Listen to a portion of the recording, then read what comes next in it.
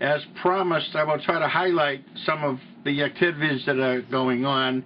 And I wish to remind you that this is the time of year, going into February and March especially, where Lithuanians remember some of the atrocities that occurred to them over the years. And now, today, I'd just like to give you a little preview of a program that we have in our member area entitled The Red Terror on the Amber Coast.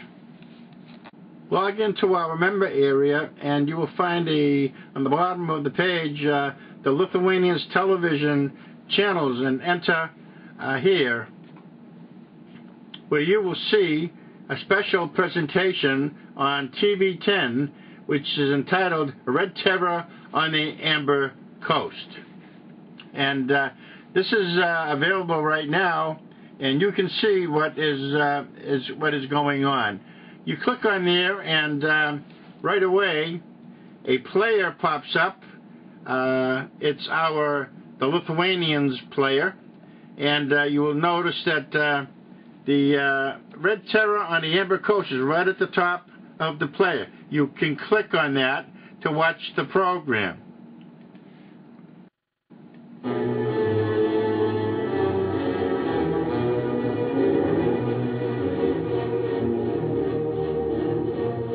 The story of World War II and the atrocities committed by Hitler and the Nazis is well known in the West.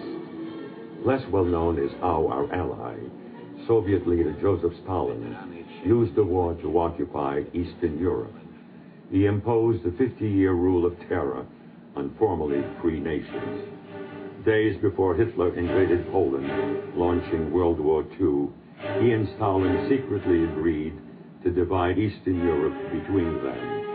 Stalin took the Baltic republics, Estonia, Latvia, and Lithuania. He immediately sent Moscow-trained communists and a secret police to seize control of the governments.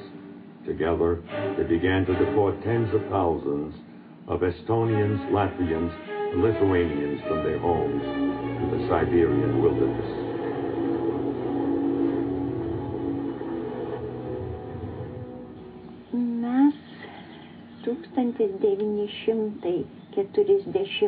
In the spring of 1941, after the Russians came to Lithuania, we had left our house and gone into hiding at my uncle's farm because we were afraid that Father was going to be arrested. The Soviets were arresting all the men, but on the night of the 13th, my father and brother Romas reached the farm. Later that same night, Lithuanian and Russian communists came and arrested us all. Red Army soldiers burst into the farmhouse. They ordered us to be ready to leave in 2 hours.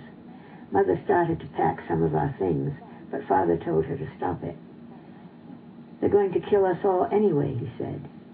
We were convinced that they were going to shoot us. We had practically nothing with us. I was in sandals and a summer dress. I was 11. They put us in a truck, and we drove to the railroad station. It was already very crowded. People were upset, crying, and then some soldiers grabbed my father and started to drag him away. I was hanging on to him, and I began screaming. I wouldn't let go of him. So they beat at us with their rifles and pulled me away. Then they pushed Mother and Romas and me toward other cattle cars. We were packed in with many women and children. But somehow I managed to slip out of the car. I wanted to look for my father. I ran along the train. By now, many more people had arrived at the station, shouting and looking for their own relatives. I was screaming for my father, "Velitis, Velitis!"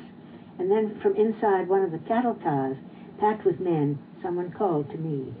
I stopped, and I peeked in through a crack. The men inside were all crowded together in the summer heat, like matches in a box.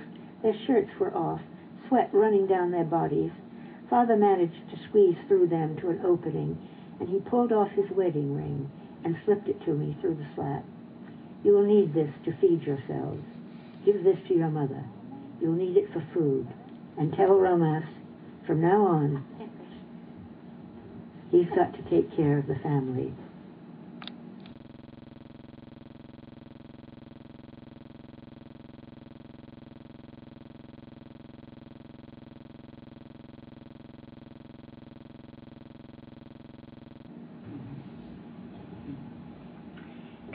Then the soldiers grabbed me and dragged me back to the other car.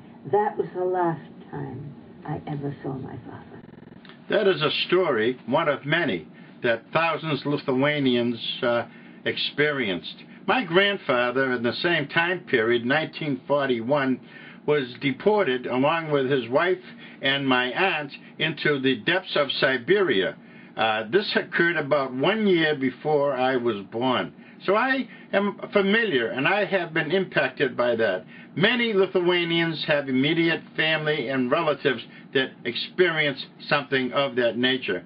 So why did people leave? One of several reasons. For instance, my parents left in 1944 with the approach of the Soviet a second time, and for fear of the same thing that my grandfather experienced. So look forward to seeing this movie, Red Terror on the Amber Coast, right in our member area under TV 10, the Lithuanians television TV 10, Red Terror of the Amber Coast.